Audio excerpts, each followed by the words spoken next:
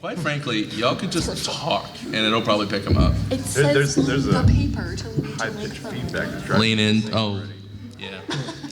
Guys, it says take a deep breath and relax. You've been working on this panel for a while, and you know your subject. I was asked to be on here yesterday.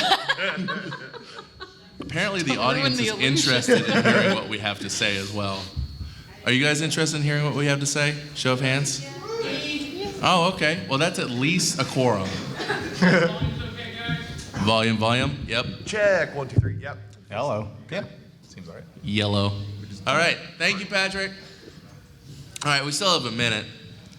So I'm going to make sure I don't start early because I don't want to mess up. I'm a rules guy. We have to start on We know. time, but we have to end late. Yeah, we have to end late. It's tradition. Listen, I didn't say I was a good rules guy. I'm a rules were made to be broken guy. That's why I'm a lawyer? You've learned how to circumvent the rules with words. I've learned how to convince my clients to circumvent the rules so I can make a living. True. Yeah. 100%. That's not true, by the way, just for the record. But only for the record. Joke alert. Joke I'm alert. straight up gonna throw Joke him under the alert. bus. All right. It is now 1 p.m. Go get him. All right. Hello, everybody. How are we doing? All right. That means that some of you have had lunch and some haven't. So, welcome to the panel from Fun and Games to Fun and Games and Money, which obviously, as you can tell from that wonderful title, which is not very good at all, because I came up with it. This is an intro to streaming panel, basically. Up here, we have 4 wonderful streamers and their lawyer. So I'm here to make sure that they don't say things they shouldn't, and also to moderate the panel. That's why I put them up here to say those things. So, my name is Noah.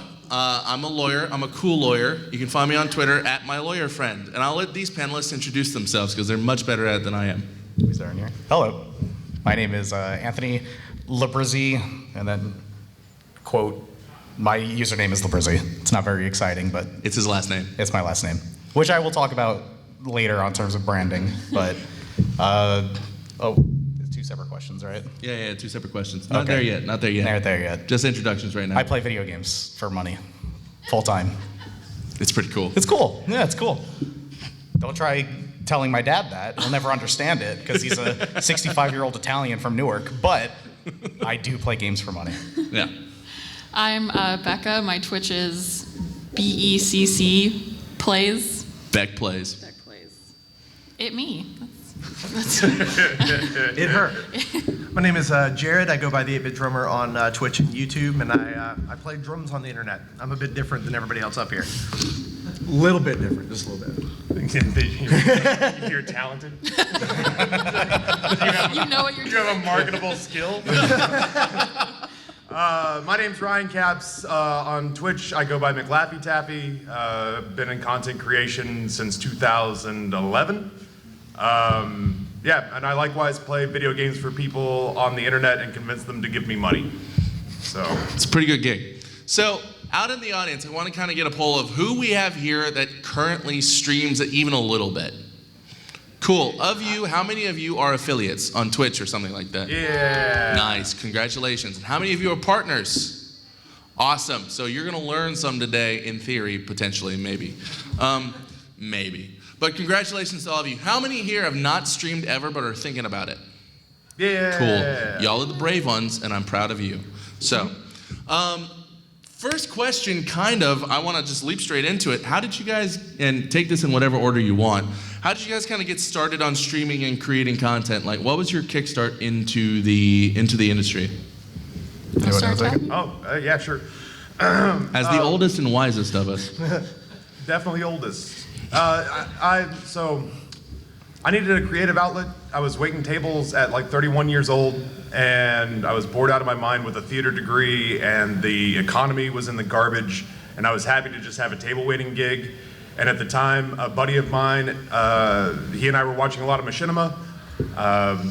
We thought that the content quality had dipped, and instead of griping about it, we decided that if we were going to put up, then if we didn't want to shut up, we had to put up. And so back in about February 2011, we started making creative machinima videos. We got into their director program. We became weekly episodic Respawn directors for a little over a year. And then the channel took a hard pivot and went into Minecraft, which was his foray. So I pulled myself away and went to Twitch, which kind of community management and the Binding of Isaac was more my foray. Got partnered 5 years ago this March. Congratulations. What's that? Congratulations. 2 separate questions. Well, no. I mean, like, but that was it. Yeah. That was it. It was Yeah. I needed a creative outlet, and when I started, there was no money. I mean, there was no money. How much money was there?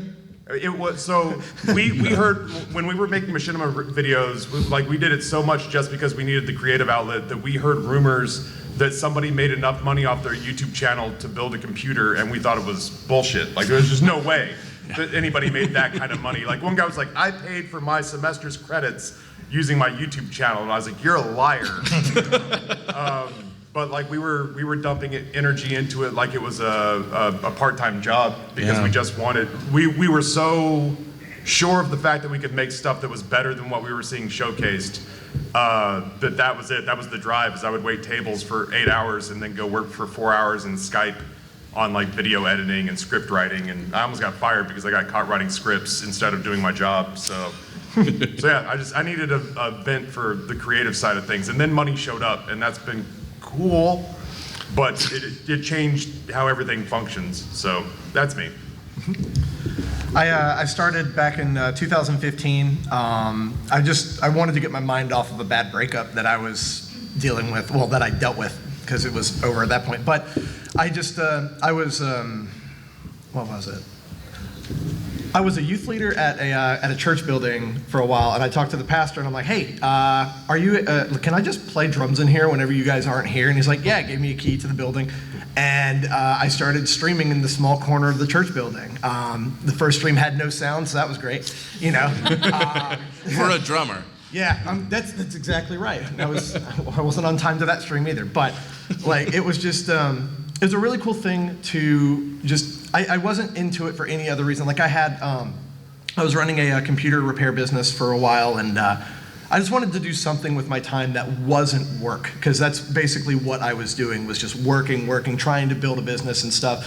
And then about a year into it, the drumming thing had ended up making more per week than I was making with the the computer job. So I decided, you know what, I'm going to go full time. So I completely stopped doing that stuff, the stuff that I was working on for like 4 years. And I went full-time content creation, and it was a very good choice, because now I'm able to, you know, talk to you guys about, you know, what to do, not to do, with like streaming and whatnot, and it's been super fun. So I'm really glad that I took that chance. I mean, I found Twitch and streaming in like 2013. Jeez. Met this guy. We got married this year. They're married. Twitch.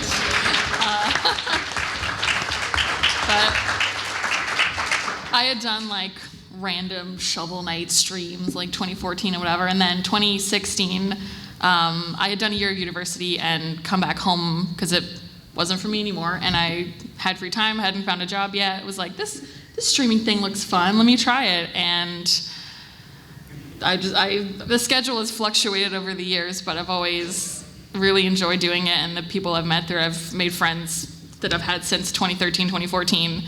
And I got affiliate in July 2017, I think a couple months after it rolled out. Yeah. Cool. Oh man. Good luck, Rizzy. I It's don't a know. long story. No, I will keep it short. But I've been content creating since I think 2012. I started with YouTubing and League of Legends, and somebody just left a comment once and said, you should try streaming, and I was like, all right. So I booted up Twitch, and I fell in love with it. And I've been partner since 2013, which was a real pain in the ass back then. So for people who want to pursue it now, affiliate is a godsend. I'll say that right out the gate. But yeah, my story isn't as cool as Taffy's. I didn't even know half of that, to be honest with you. I just knew that I loved it. I was bartending and going to college and content creating, and then I just made a calculated risk, I guess, and I dropped everything else and I pursued it, and now I'm here. Now I'm full time, and I never want to stop. You know. Yeah. You So- owe that commenter a lot of residuals. Yeah. He's gonna come after Hey. for royalties. There's no contract, and he's got a good lawyer. You're right. Mediocre at best. Anyways, so well, that's actually a really good segue into. We all know now, like, what the path to partnership is. Twitch has made it very public. Mixer less so, but we're primarily going to focus on Twitch because everybody up here is Twitch. However, we do know things about Mixer if you do have questions about that stuff. So Twitch has published, the path to affiliate, path to partner. There's less of a mysteriousness around how you get partnered. So how did the partners up here? How did you guys get partnered? I'll take this one first. Getting partnered in 2013 was way more. I had like maybe 60,000 subscribers on YouTube at the time. That wasn't enough. They didn't care unless you had, I think, like 100,000. Yeah. And then they wanted to see at least 500 concurrent on average. So like that needed to be like your monthly average for streams. It's much different now. It's much different now. But back then, I utilized my YouTube channel and I would post, I think that ended up like tanking how the algorithm works for me, because I would post like videos like, I'm live doing giveaways, wee, and then, people would come over to Twitch. Riot They will Point actually, giveaways. they will penalize you for that now. Now, Like, yeah. Yeah, they will actually take your videos down if you are just putting going live videos. I used to do that Yeah. too. Yeah. And yeah, it's scary. I mean, I would take them down like after, but Yeah. I capitalized on my YouTube channel. I brought people to Twitch. I guess they realized how much I was enjoying it compared to YouTubing, and they stuck around. And I did a bunch of giveaways every week, which helped. 500 was a big number at the time, and a lot of viewers. Honestly, it's bigger now. Yeah, getting 500 concurrent now is nuts. But since I had started so early on, and I was using the YouTube channel as well, that's how I got partner so long ago. And now I've had my button for 72 months. That's nuts. Which, yeah, it's pretty neat. That's cool. Thanks. I like these people. These people clap for things. know. Like, y'all rock. Thank you. And Patrick double claps. Thank you, Patrick. Jared, Taffy? So my story is a little bit different. I was partnered in 2 months because I was doing something very different.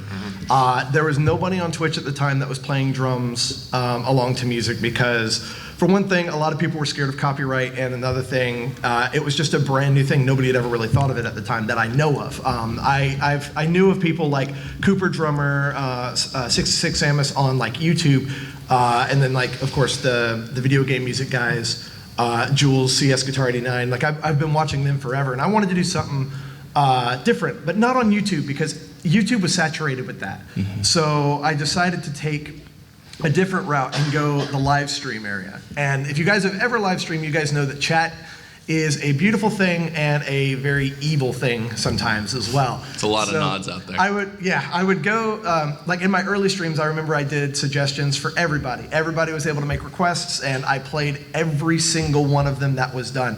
I played everything from, lo-fi chill beats to study to deathcore. I don't even know what extra tone is, but now I do. It's ridiculous, but it was so much fun because like it's a challenge, But the main thing was doing something different was the thing that got me noticed by Twitch, I guess you would say. Notice me senpai, but that was basically how it went for me.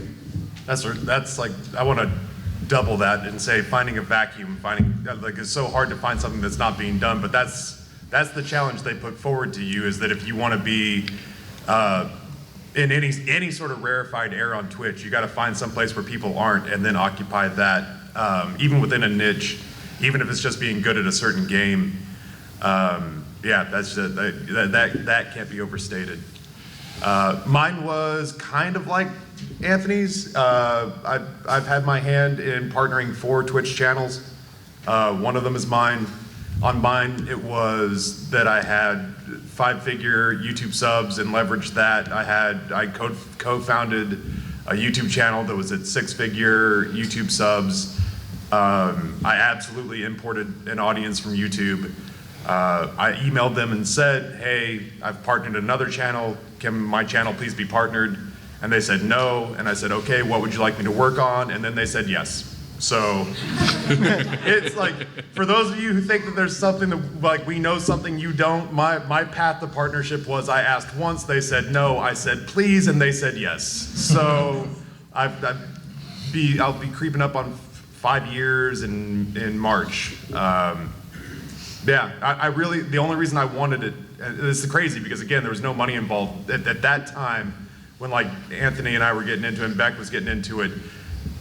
Being a Twitch partner was real blue collar. Even guys like Dan, you went to cons and stuff and people wanted to know, man, are you a YouTube Minecrafter? Because that's where money was when we started, was everybody was like, oh yeah, I saw some YouTube Minecrafters on the cover of Forbes. And it's like, oh yeah, no, I stream on Twitch, and they're like, oh, you're like real blue collar, yeah. And it's like, those guys make a video for 2 hours and get paid $1,000, but that's cool, man. Grind it out for 8 hours for minimum wage. That sounds real fun. So like at the time, you know, yeah, like Dan's Gaming and Sean, Day 9 going to these things, and people would be like, oh, cool, Twitch, and then they'd rotate to find somebody else in the room to talk to who was big on YouTube. So like the reason that I fought for partnership wasn't the check mark or it wasn't like prestige or money. It was because I wanted better encoding because people in countries with bad internet connections couldn't watch my stream. That was the number one. That was the only thing you got with partnership back way before when was the encoder. So you could change those quality options that you can see on your phone if you have terrible internet.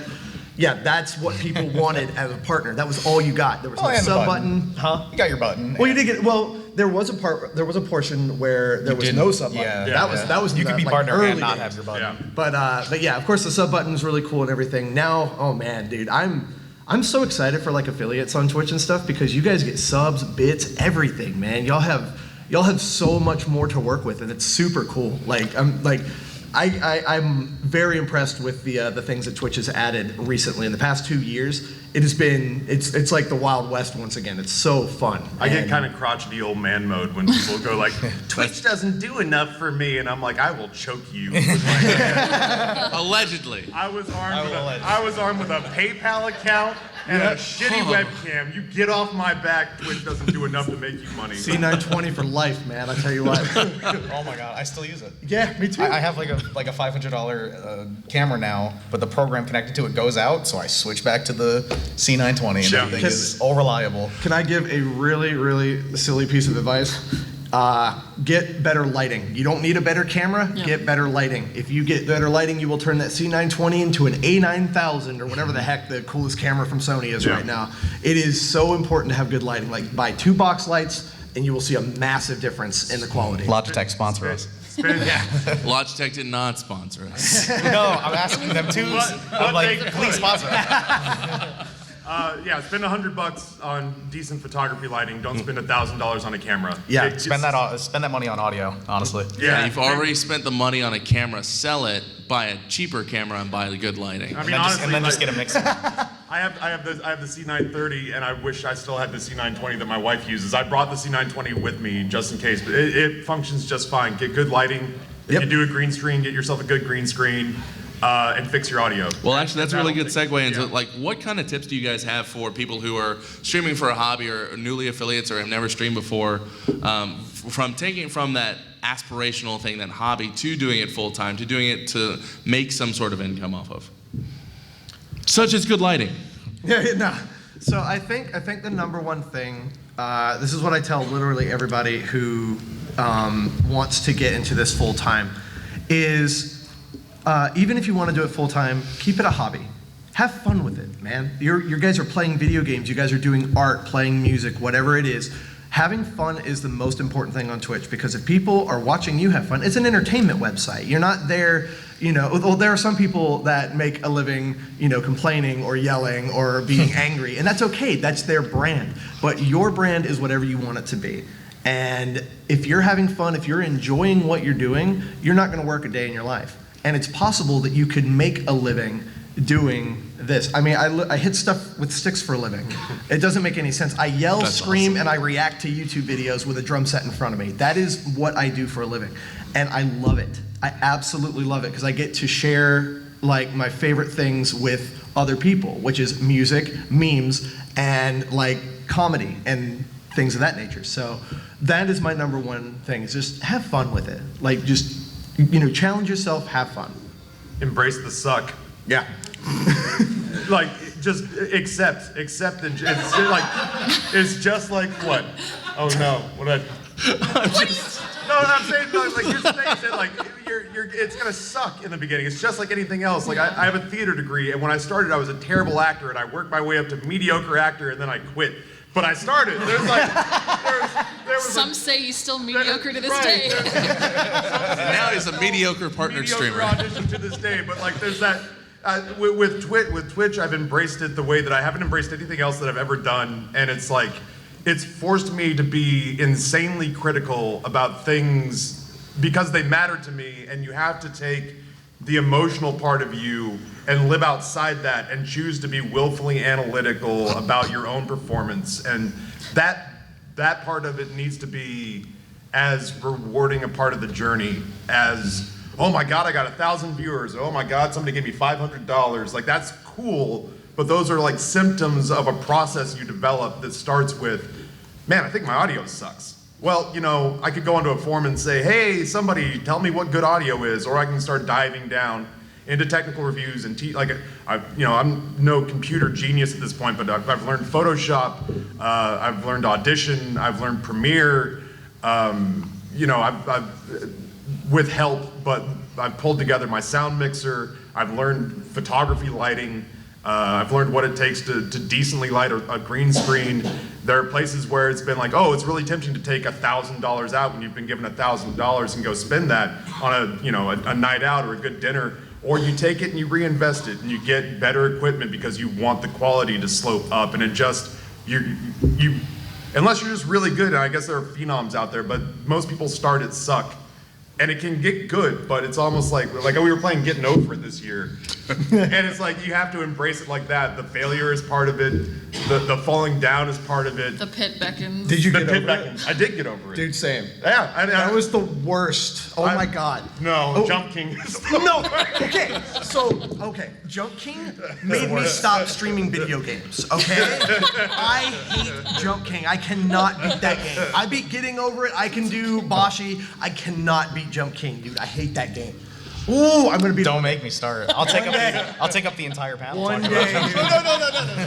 So Press the sign anyway, out why we hate the Jump whole King. point, yeah, embrace the suck. Start be willfully and ruthlessly analytical about yourself, but make that can be a joyous thing. Because when you do start to fix things and things go right and cool things start to happen, you can see those leaps being made, and you look back.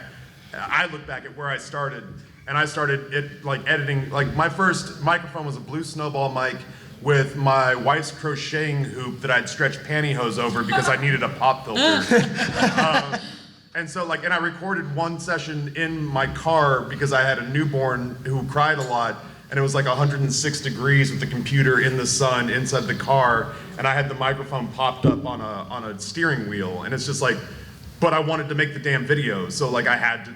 That's where it starts, and now, I look like I'm streaming from NORAD with all the equipment that I have now, and it's cool. But that's the progression, and it did it incrementally because I think people think you got to start with Ninja's setup, and you don't, but you can get there. I started with a 1 meg up internet connection. 1 meg. I was streaming at 500 bit rate for the first year because I had no other choice. That church has got to get with the times. I know, dude. It was horrible. The pastor would come still in and waiting turn on for a his couple of phone, those and I frames would to drop load. frames. It was horrible. Oh my god. But yeah, no. Everybody starts at zero, man. Yeah. You just got to enjoy the ride while you're going on it because that's just all there is to it. Oh, me? Yeah. I was just gonna continue what Taffy was saying. One of the big things that he brought up was the fact that he learned Photoshop, learned, all this stuff, learned how to set up his audio. All those resources are free for you to find, So that's a huge start. You can make a lot out of not much with how many resources you have nowadays, how many people have set up these audio things for so cheap. And another part of it that I utilized at least is I didn't spend any money until I started making it. I only spent money that I made through the platform to improve the platform. And I think that's a good way to start to kind of reflect if this is actually working for you or not. When I was making YouTube things and I got my first paycheck of $40. And I was like, oh my God. Or so like the first donation I ever got, it was through like a YouTube thing, because I wanted to build a computer. And I remember losing my mind for like, $20, but eventually I took that and only that, and I turned it into more. And then, it just kind of kept going. I kept turning that into more. I didn't want to spend any of mine, because if I was dipping into it, it might have not been worth it, So I think nowadays things are a little bit cheaper. You can make a lot again out of not much, but don't dip too deep, Just, you have to play it analytically. And if you start making some through the platform, roll with that first, And to that effect, one of the things, I'm going to pipe in with a lawyer hat here, is as you're starting to make money, as you're starting to reinvest, you want to start thinking about not just how you're presenting your stream out to the world, but also what you can do on the back end to make sure you're a proper business owner. Because whether you like it or not, if you're streaming, you own a business. You're self-employed there. Twitch will 1099 you. They'll hire you on as an independent contractor. You sign the content license agreement, and that's all she wrote. And so you got to make sure you have literally a legal team or some sort of team to help you prepare for all the back-end stuff that's involved in owning a business. That's a CPA to help you with your taxes every year, because those are going to change. That's a lawyer to help you set up an LLC and review your contracts, because you might not think about it. You got a friend who you hire to make your emotes, and it's really cool. You say, hey, I'll give you $50, make me some emotes, and he's like, oh, sweet, cool, I'm going to be working for my friend who's really famous. And then you really make it at some point. And you don't have a contract with that person, and all of a sudden you find that they own part of your emotes, and they can stop you from using them because you've blown up and now you're, shroud status. So you want to make sure that you're locking all that kind of thing up, and you want to talk to industry professionals that can help you with that. And so that's really where you take it from, this is a hobby that I do, to this is full-time, this is my business, this is where I'm going to make a living, and I'm going to make my mark here. So that's just the business side of things.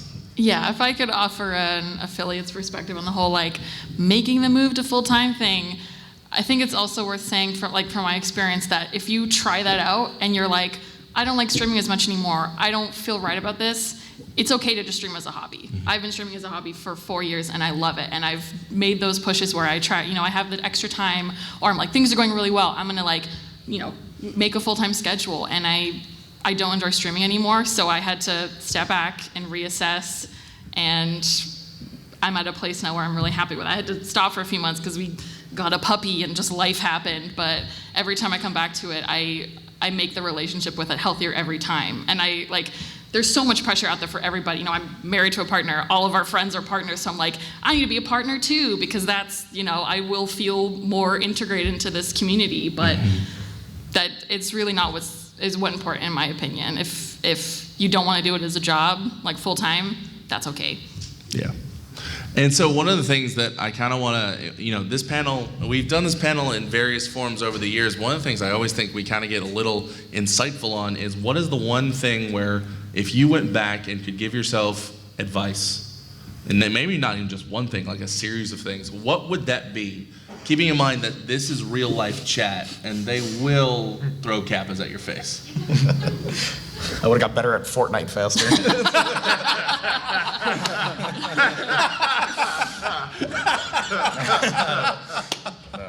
That's not the truest statement that's been said.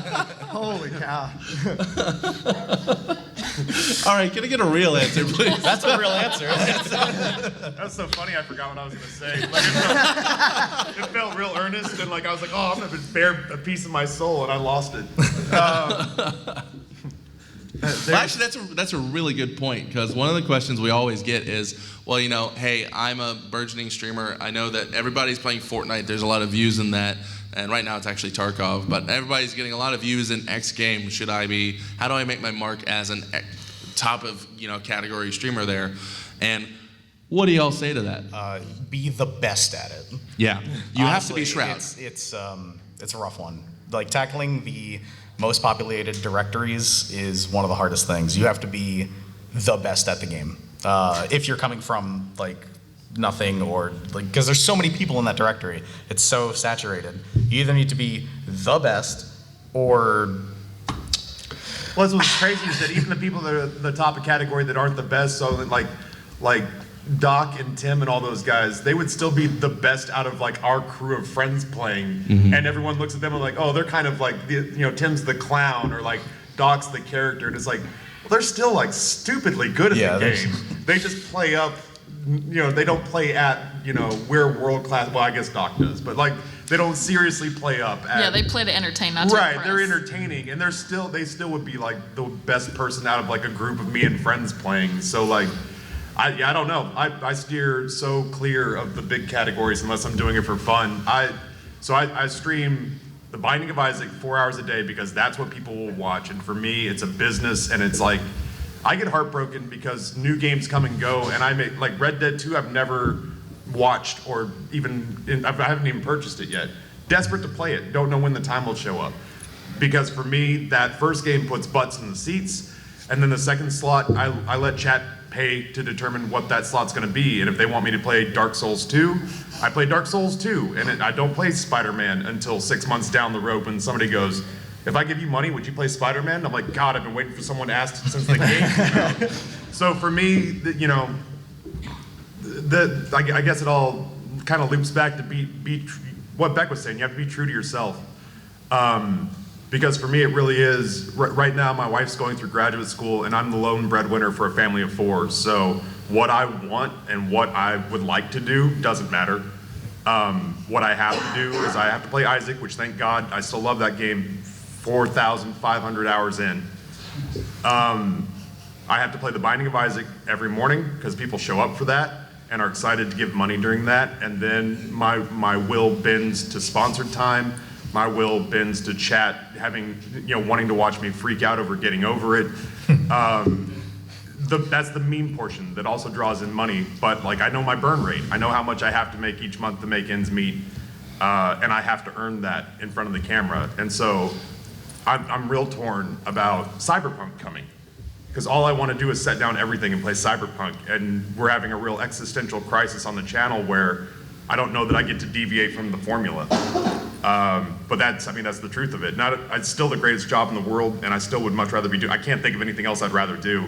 But that's you got to be true to who you are, and if you want to, stream to 10 people and change it up with your change your schedule, change your games, do whatever you want. That's cool. It's an awesome hobby, and I recommend it to anybody who's interested.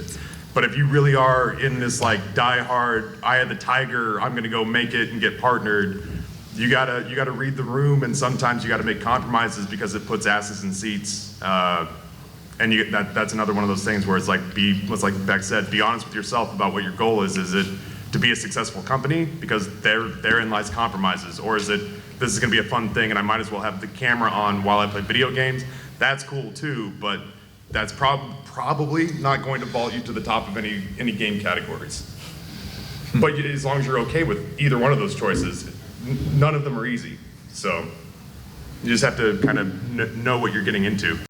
You kind of just reminded me of when Agario was popular. Yeah. I don't know, my average was like maybe 200 viewers at the time, and then I played Agario once, and I shot up to like 800. And for the whole week I was playing Agario, like, what the hell am I doing? Why the hell is this the best game I can play right now? Yeah. But, you gotta, like you said, you gotta read the room. Sometimes, at least once you make it a job, it's a job. So Yeah. you might not want to play Agario with the Star Wars theme, on repeat for 10 hours, but... In fact, I wouldn't recommend it because that's copyrighted, Pretzel, Yeah, okay. Well, I did it. And Allegedly. It worked. I allegedly did that. The VOD's not there, so I'm making this up. So I'm pretending that I did that, and it worked really well, allegedly. You're gonna make me die before my time.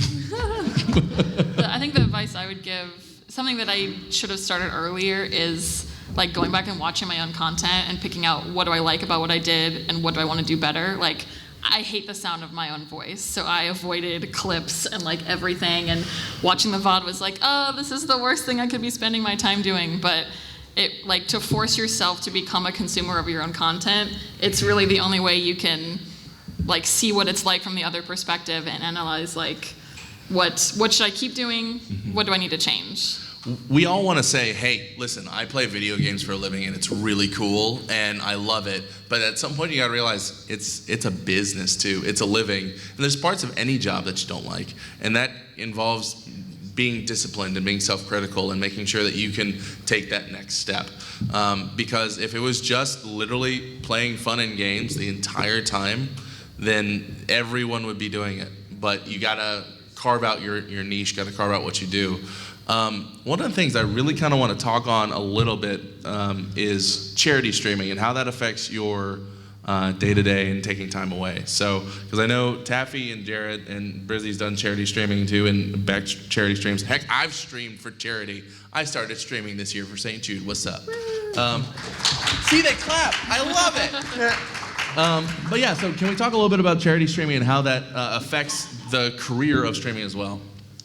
That actually takes us back to the last thing as well. Like, what advice would I give to people as well? And give. That is it. Whenever it comes down to wanting to make money on Twitch, you have to have what I like to call an open hand policy. Money does not flow in a closed fist. You cannot make money and keep it to yourself and think that you're going to explode or make more. It's okay to, it's okay to treat yourself. It's okay to do that, but you have to make sure that you are giving as well, because that mindset, everything that you make on Twitch is a tip. It is out of somebody else's generosity. Unless you're doing a sponsored thing, it is out of somebody else's generosity that you are making a living if you make it to that point. So please, make it a point to yourself to pay it forward, to do charity streams, to give bigger tips at restaurants, to because everybody's like, oh yeah, we do all this stuff on Twitch. I gifted 100 subs to this guy. It's so awesome. There's a lot of things on Twitch that make it super easy to give other people money. And that is a very good plus for streamers. But people outside of the streaming community are working their butts off too. And paying it forward in different ways can pay dividends to both your mental state and also, it's good karma. You know what I'm saying? And you don't give in order to get something back, of course. But unless it's a tax benefit. Yes. Actually, that's another thing is make sure you track those things for charity as well, because it helps you out in the long run. Mm-hmm. But number one thing is give more. That will help you to grow more than anything else. And that's something that both me and my wife have really been trying to push ourselves to do recently is when we go out to a restaurant, I'm not trying to say this in order to hype myself up or anything like that. I suck just as bad as everybody else up here. Maybe even worse. But cool. You wanna make sure that I really don't know how to put it. Make waves, man. Life is really awesome, but it's also very short. So make the waves you can while you're here, right, and give more. That is my biggest advice whenever it comes down to this. That was really heartfelt, Jared. Sorry. That was good. But yeah, no, it's something that I've been trying to push a lot harder, both in my life and in the streaming atmosphere and everything. Look up Tiltify, by the way. If you guys have never heard of it, Tiltify is a fantastic way of doing charity streams. It is the main way that a lot of people do it, and I think gamers over the past couple of years have given over $20 million of funds to different charitable organizations. Actually, we've done $20 million to St. Jude alone. St. Jude alone, sorry, yes, that's St. Jude alone, my bad. But yeah, it's ridiculous about how much change you can make sitting in your office playing a video game. Mm-hmm. You know what I'm saying? You never know what might come of that. It's really good for the mindset too. It's a smart business. In the super sort of gross black and white of it, the advertising people of the world call it cause-related marketing.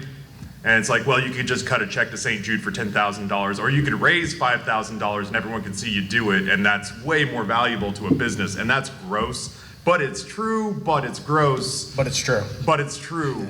But in a more humanitarian sense, I hadn't done any charity streaming up until a couple of years ago because I just frankly wasn't making enough money to really support myself. And I got invited down to the St. Jude Play Live Summit. And it really, I call it church camp for streamers, because you go down there and you get grounded and humbled. And you see. You can get really tunnel visioned sitting in the chair. And it's nice to go someplace where you see people with real struggles that have nothing to do with concurrent viewer count and have nothing to do with social media interactions. And you see a lot of other people that are having their eyes open the same way that you are when you're down there. Nobody's schmoozing and nobody's glad handing. And so without having to go to a summit, you can find causes like that. And not only will it humanize you for your audience, but it puts me in I look forward to every May. And it's like, me personally, I don't make nearly as much money because I'm massaging the audience for as much money for St. Jude as I can.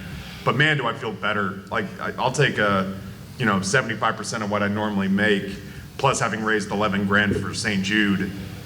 And as the sun shines a little brighter, and I think my stream quality is a little bit better. So I would love to find like a fall charity event to do, just because, yeah, my mindset's in a better place, because you just don't feel, it can be easy to, like, people will get real self-congratulatory about getting all you can, canning all you get, sitting on the can and poisoning the rest. When you just claw for whatever you can get, and it can be very self-serving. And so from a mental health place, it's real humbling and grounding to find any way that you can. And it's tipping well at a restaurant, it's running charity events, just trying to find places where you remind yourself that even though you're living potentially 16 hours a day, pushing this thing, 8 hours streaming and 8 hours outside of it doing whatever else, it gets you out of that headspace and grounds you and humbles you again. So.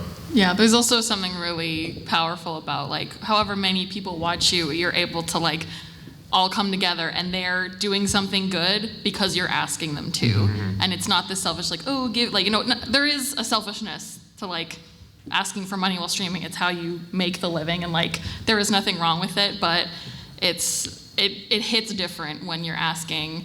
Like, 2018, 2019, my community raised like over $3,000 for St. Jude.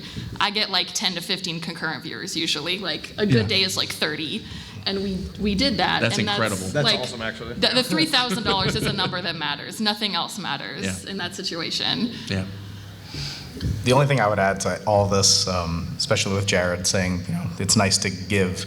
It's not just money that you can give, Time. It's time, it's respect, and that's more so to your viewers, and it goes a long way. Showing your viewers, no matter how many there are, 5 or 500, showing them that their time matters as well, goes a very, very long way. And spreading the word about the cause. Like, I don't think we've even formally, like, the St. Jude that we raise money for is St. Jude Children's Research Hospital. It's like so synonymous with the Twitch community because they've done a really good job of making themselves part of the Twitch community, but it takes them, $2 million a day for all the research and the treatments and the help that they support to these families that they can't get it anywhere else. And it's like, especially like coming back from that summit and being able to talk about it to people that, your viewers that don't have that opportunity to go, maybe is really cool. Or to this audience. And for that matter, one of the questions, and we're about to open up the floor for questions to start thinking about them, is, going to Summit has been incredible. Doing fundraising has been incredible. And a lot of your questions might be, well, how do I meet other partners? Maybe you're here to meet these folks and ask them direct questions afterwards. Please do. We are getting lunch at Succotash, though. So ask those questions, but one way to really meet people is to do it through a charity, do it through coming to events, just being part of the community and not just saying, hey, look at me, but interacting with the rest of them. For example, one of the things you get is if you raise $500 for St. Jude during the St. Jude Play Live event in May, you will get a purple hoodie that says St. Jude Play Live year. It's the only way you can get it, too. It's the only way you can get it is to raise money during that month. And you will walk around, I've seen at least 5 at MAGFest alone, and I automatically know that that person and I work together on something awesome, and we've got a connection, instant connection. So it is incredible to do that kind of thing. It's not just about sitting in front of a desk all day, grinding it out. There's other ways to get out there and elevate yourself as well. And that's one of them that also happens to help for a great cause. So, okay, cool. So now that we've waxed poetic about everything, I'm sure you guys have a lot of questions because there's a lot of things to ask. So what I'd love to do is people who have questions line up here. All right, cool. They're jumping. Perfect. Line up there. that moment when nobody stands up. Yeah, I was about to say, there's no question, dead chat. I mean, we could rant about Jump King for This 15 is- minutes and nobody has questions. This is a dead channel. There's No, new I'm just kidding. DLC. So, No. oh God, let me finish, guys. So We'll talk. what we're gonna do is the person's gonna ask a question. We'll repeat it because it tells us to right here, and then we'll answer it. But so also when you're asking questions, just make sure you keep in mind we don't need so much context. Just get to the question.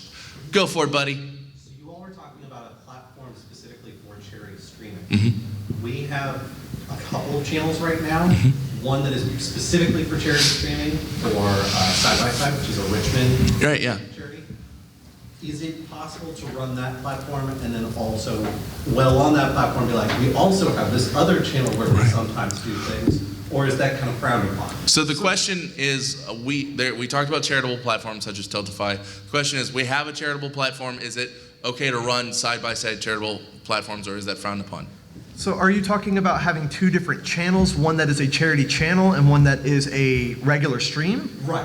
Okay, so That's fine. what I recommend, this is just from my recommendation, is do everything on the same channel. There is no need to like say, oh, this is charity and this is not. If you do them both together, you will keep that same viewer base and you won't have to send them to somewhere else because about 80% of those people are not going to want to click that button to go to another website or another web page or whatever, another channel. So doing them on the same channel, it saves you guys a lot of work, and all you have to do is just rebrand for that day, like make some new art and stuff like that, like, yo, charity stream, let's get it, be super hyper up for that day, and then, you go right back to it, or if you would like to, integrate it into your normal thing. Something that we used to do was we used to do charity for song suggestion donations. We used to do $8, $3 went to charity. We integrated that into our stream. We stopped doing that because now song suggestions are free because my legal advisor told me to do that. And now we do one charity stream a month. We change nothing except we add a counter on the bottom of the screen. And we just go as hard as we can for that full day. And that would be the thing. Just keep it on the same channel because it stops that disconnect. Cool. Thank you. Thanks, bud. All right, next question. Best practices question. I kind of found a niche that I've gotten a lot of positive feedback from viewers where I haven't played games for like 10 years. Now I'm playing it. I'm really bad at them. And they enjoy, Love that. That's most people up here. they enjoy watching somebody really struggle to figure out how to breathe the wild and other things. What would be some advice or things that you guys have gone through that I could adapt to continue to connect with those viewers? Hopefully, some mistakes you guys maybe made and not have to make them myself, but whatever works. So to repeat the question, he went ahead and has a niche that he really likes. And so how do we go about adapting everything for that? And do we have any tips and tricks for continuing to keep that interesting? Well, I missed probably about 10 years of major video games as well, and came back. I'll turn 40 this year, so He's old. I'm old. Yeah, Yeah, 40. to that older person who managed to hear me back there. Good for you. But I missed a bunch too, and I found so the section that I talk about where people basically bring me games and they say, did you play Portal? Did you play any of the BioShock series? Did you play any? And my answer was no to all of it. I lived in World of Warcraft for a couple of years and then I was off gaming for like 5. My only real advice is figure out, you got to figure out the rules first, because you can either be somebody who wants to be sort of figure out what your gimmick is with that, because for me what I offer them is I keep myself blind to those games. I've not watched really any of Sekiro, I've not watched any of Dead Cells. These are games that I think might cycle their way back around to me, so I've watched no content. I try to keep myself as clean a slate as humanly possible.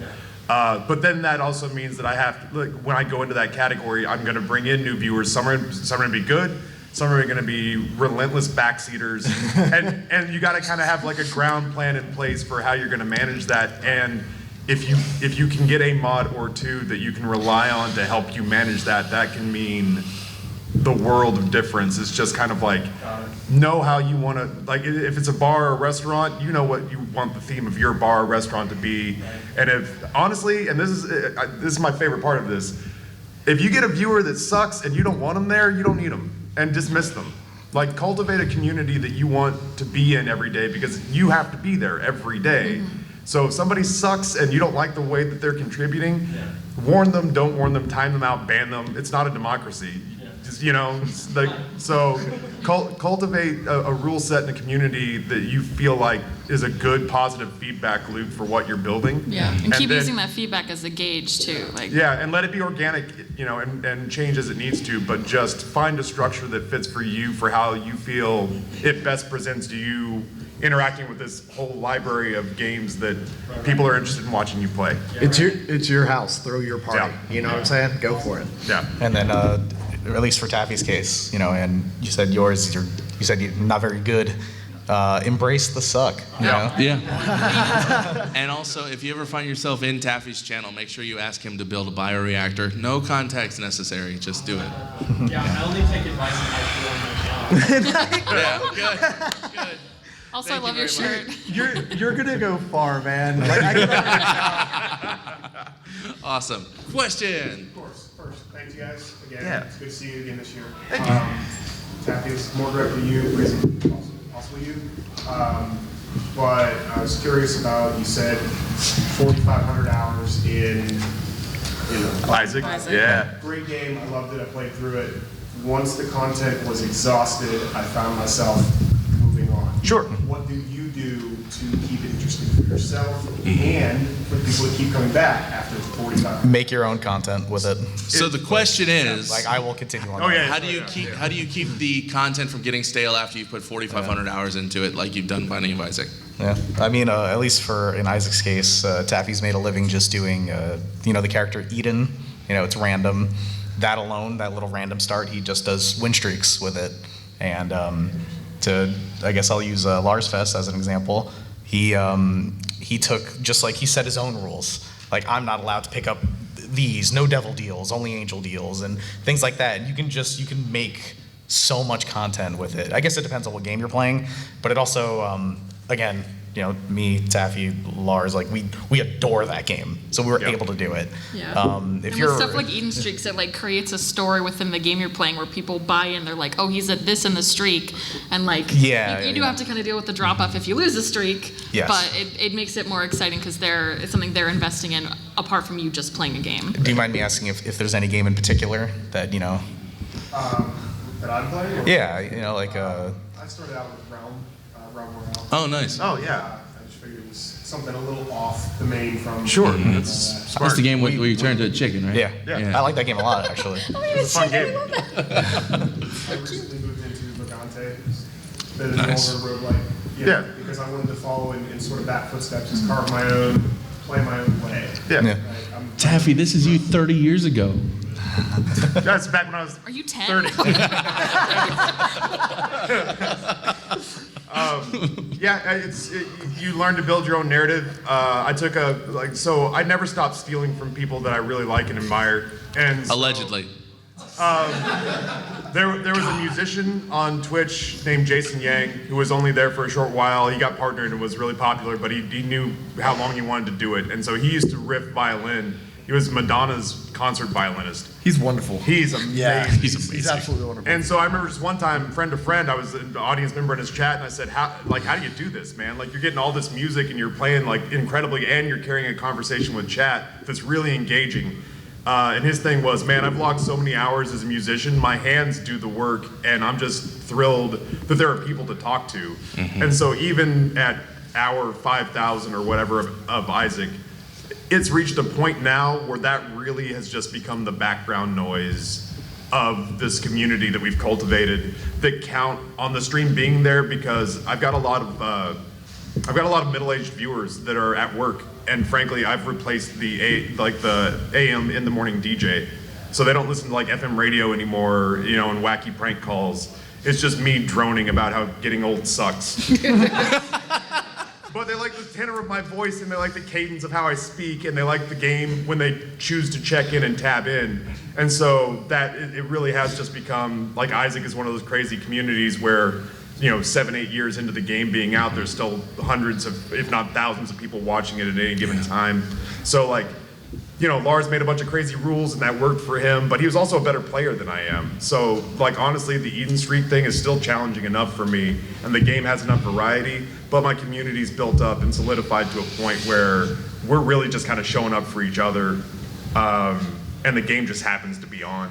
And I'm grateful that my hands can just do, so that if somebody asks me a relatively complicated or emotional question or something, I can clock out, and this is just going and look up to the left and go, oh, that's a good question. Let me figure that out. And I'm playing the game out of my peripheral vision at this point.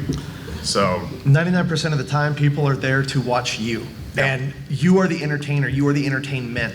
So you can take look at Pokemon. How many times have people played through Pokemon? They had to add their own challenges like Nuzlocke and stuff like that in order to keep it fun. But the thing is, people aren't watching it for the gameplay itself in most cases. They're watching it to watch how you react to the game and like what you bring to the table. So just, if you're having fun, people are going to watch you having fun, and that's the most important thing. Yeah. Awesome. Thank you, bud. thank you. Hello, everyone. Hello. Now I realize that you can't really have the best of both worlds when it comes to content creation and content consumption. I was wondering if there might be any tricks to, any tips to, I'm always going to forget this question. Any tips to sort of alleviate the process? Maybe stream a little less so that you can keep your job or keep going to school, but keep a consistent schedule. Is there like some sort of golden ratio for that? So the question is basically tips and tricks to make sure that you have a good work-life balance, essentially, and that you don't burn out. So balance is the most important thing, bar none, because there are people who think, oh, I can stream 8 hours a day for 7 days a week. I'm going to be just fine. I'm going to make it. You're going to burn yourself out. 2 weeks. Like you're going to crash and burn if you do that. I stream 4 days a week, 3 hours a day. That's it. 12 hours a week is what I stream. And it's because of the fact that that is the balance that I have found for myself. My body can't drum for more than 3 hours at a time. So it works that way. And then after I go home, I do like stretching and stuff like that. And then I just live life after that. And that's what works for me. You can find something that's a bit more extreme for your taste or even less. Like there are some people I know who stream 2 days a week for about, 5 hours a day. It's whatever works best for you. There is no golden ratio. People will tell you, oh, you got to do this, you got to do that. No, you do what's best for you. Yeah, and when you're working around something like a retail job or being a student where there's only so much flexibility there, which I've experienced that, it's so nice to be able to have a consistent stream schedule because you feel like this is helping me build my channel, but at the end of the day, if that's not what life allows right now, then you just got to roll with the punches, and the time that you can be there, put everything you can into it. Yeah. And that's because I worked a retail job where I knew my schedule for the coming week the Sunday night before that week started. So I started putting out schedules on Sunday nights, like here are the days this week that I'm streaming, and I got them out the best as I could. I asked my community, like, where would you like to see these schedules posted so you know where to come. And keeping the start time around the same time each day helps. But if there's a day in the week where you can only stream at like 8 p.m. and usually you start at noon, stream at 8 p.m. and just have fun with it. It's much better to have a 3-hour stream that's exciting and fun and exactly what you want than doing an 8-hour stream that you feel is a grind and you're tired and you just don't want to be there. What is the point in that situation? Yeah. And in my experience, don't use stream as like, I have free time to relax, so I'm going to stream. Make sure you're still scheduling time for yourself to do whatever you need to do to decompress, because you still need to be there and show up for when you can stream. Yes. Stream time, personal time. Yeah, stream time, Exactly, personal yeah. time if you're doing it. Have that more disconnect, than- for sure. Yeah. Yeah. Thank you. Thank you. Of course. So we have 3 minutes, and we have, what is that, 4 more questions? Oh, we're going to get them done. Go for it. 5 more questions. So we're going to do a quick lightning round. 1 question, 1 answer. Good to go. We'll be more short-winded. Build confidence through streaming if you don't like your voice or seeing your face. How do you build confidence if you don't like your voice or face? You're very cool. Yeah. Honestly, repetition. Yep, You know, just keep doing continuing doing it. You just become more comfortable with it. You know. It's just like exercise. I have a theater degree, and I'm right there with you. I don't like my voice or my face when I'm doing that kind of stuff, and it's just muscle memory and repetition. If and you discipline. just make that investment in yourself, and the confidence will come. And Cool. as long as you're loving it, it's important. If you find me after the stream, I would like to talk to you more about it. So Yeah. find me. Cool. Next question. So a lot of people just starting out would have a completely dead chat. How do you begin with talking to no one or just lurkers? Because I've answered that question by playing strategy games because at least I can talk about my strategy. I feel like that's entertaining or fun. So the question is, how do you deal with what is called a dead chat when you have nobody talking or just lurkers when you're just starting? It's a good question. I think something that I recommend to people, if it's possible, is having personal friends or like family members, somebody in the chat to just have something going on. People like joining in on conversations. If they come to the chat and there's nothing happening at all, it's less likely that they're going to start something. I think the prevalent theory is because I would do this where it's just like you just have an entertaining inner monologue that you let out, and that's usually people's answer. But honestly, I would prefer to see the audience, even if you're calling in favors. Like, think of it as like that old 1920s magic show where you just here's a nickel for you, a nickel for you, a nickel for you. Sit in here and make it look like there's an audience already here. Yeah. Don't be above it. I mean, like all it matters, like it really just matters to get off a zero and get that conversation started. And yeah, like Brizzy said, people will want to come in and join it, but it's a tough sell to be that first audience member that walks in and it's like, has it started? Yeah. And advice I used to hear really often is to turn off your viewer count. I found that wigged me out more than having it turned on. So find out which one makes you feel more comfortable, and then look at it. Yeah, And try not to also- focus on it, but like if having it turned off just makes you be like, oh my god, I wonder how many people are here. Oh my god, there's nobody here. Oh my god. I'm full time and I hide it. Yeah. Hide that. I turn mine Okay. on. It makes me feel better. So we gotta Lightning go. round. We gotta go. So, Sorry. thank you very much. It's on us, not you. I hope that helps. Hi, Sam. Question that Anthony mentioned earlier, it's is there ever a point where where your family realized that it's not just something for you playing around, that it is a legitimate business? I love telling the Question story. is, when did your family realize that it's not just playing video games, that it's real life business? I love telling this story every time because my dad was weirded out. He thought I was just sitting in my room doing nothing, and then one day I set up something called Treat Stream. And my whole brand is around like pizza. We're the pizza party. The pizza party. People send pizzas to my house, and my dad was eating this pizza, and he's like, "Wait a minute, you got this for free? Someone sent this to you?" And I was like, "Yeah, like my community bought that." And he was like, "This isn't too bad." That's it. For my parents, it was when I bought a house, and for my sisters, when she found out if you were overnighted tamales from Austin, Texas. I got a third of those tamales, and they were dope. They were really good. So yeah, when food gets into your house, shit gets real. Yeah, it is. Cool. Great question. Thank you. Hello. So I have a company by the name of Threadpainters, and we raise money for charities all over the world. Cool. And for 2019, we raised a little over $13,000. Yeah. We're at the point where we could use legal advice, Mhm. but we don't know where to go for that. Right here. You found him. Message him. Trust me. Thank you, guys. Message him. How do you know it's reliable or that they understand? So there's not a ton of lawyers in the space comparatively to the amount of lawyers in the world, but you got to find someone who knows what they're talking about. And so most lawyers in the space will offer free consultations. I know I do. My firm does. A lot of firms we work with do.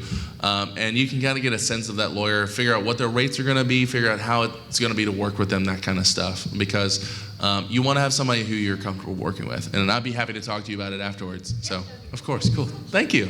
And thank you for raising so much money for charity. Yeah. All right, last question. It's kind of big, so if you can't answer it all. No worries. Talk Can you real summarize fast. it in one sentence? No, I'm just kidding. So I own a video game entertainment company. Cool. And we do tournaments and such. So in the downtime, I want to add like a scheduled style stream, maybe once a week or something like that. If the content would the content be better streamed under the same company, or would it be better to separate those two, considering target audiences? Some people like to watch tournaments. Some people don't mind. Right. Okay, this is me in my house actually. So the question is, has a video game company that organizes tournaments and whatnot, but in a downtime in between tournaments also wants to have a stream and whether or not that should be done under a different umbrella brand or something like that. My personal recommendation for that would be to put everything under one house. And the reason I would do that is because even if you have diverse audiences, you're gonna see, you might have some people that just come for the stream and they say, oh man, these guys do tournaments. And then you have people that just come for the tournaments. Oh, hey, there's a stream. And so they can find different ways to support you. Yeah, it starts to bleed together and it's not a bad thing. Yeah, cross-pollination. It's hard enough to make one channel work, then why put it on yourself to make two channels for it? And if you keep that consistent, people will know. You know, like Tuesday is this, Thursday is this, you know, and people will know what they like. And some people will start to watch both, you know, it'll start to bleed a little bit, and there's nothing wrong with that. So with that, you mentioned that as soon as you start streaming, you become your own business. Yeah. You can put it all under the one LLC. I cannot give you specific legal advice on the panel, but free consultation, buddy. Yeah. Talk to me afterwards, though. Cool. Awesome. Thank you so much. That is all the time we have. But real quick, we got McLaffy Taffy over there. Tell them where they can find you. Oh, right. This is what we say we do well. Twitch.tv/McLaffy Taffy. Twitter is McLaffy Taffy. YouTube doesn't matter because I don't make money on it. It's also Taffy's Man Cave. It's Taffy's Man Cave. Yeah, I play The Binding of Isaac in the mornings, Monday through Saturday. I go from about 8 to 3. So, cool. Twitch.tv/8bitdrummer. Basically 8bitdrummer on literally everything else. I stream 4 days a week, Monday, Tuesday, Friday, Saturday, 4:30. Come on in. We'd love to have you. Beck plays on everything. BECC plays. Probably going to rebrand soon because I'm horrible at coming up with usernames that I like. But right now I stream on about 3 p.m. Eastern on Wednesdays. Cool. And you can see our puppy. They'll come just for the puppy. Yeah, we're thinking about puppy cam. It's happening. Yeah, you can find me at twitch.tv/Librizzi, Librizzi, very easy to remember, right? And on Twitter at Librizzi TV, because twitter.com/Librizzi, some rando that I just vanished. It's not the town of Librizzi in Italy. It's not the town of Librizzi in Italy. And you got one more? I was just gonna say I stream anything and everything, you know. 11 a.m. Eastern every day but Friday. Thank you. Because you don't get up before 11. I'm just kidding. I love you, buddy. I'm a millennial. Of course I don't. God, that's so true, though. You can find me on to be Twitter 10. at my lawyer friend. My law firm is Morrison Rothman LLP. And thank you guys so much for coming out. And thanks to our panelists.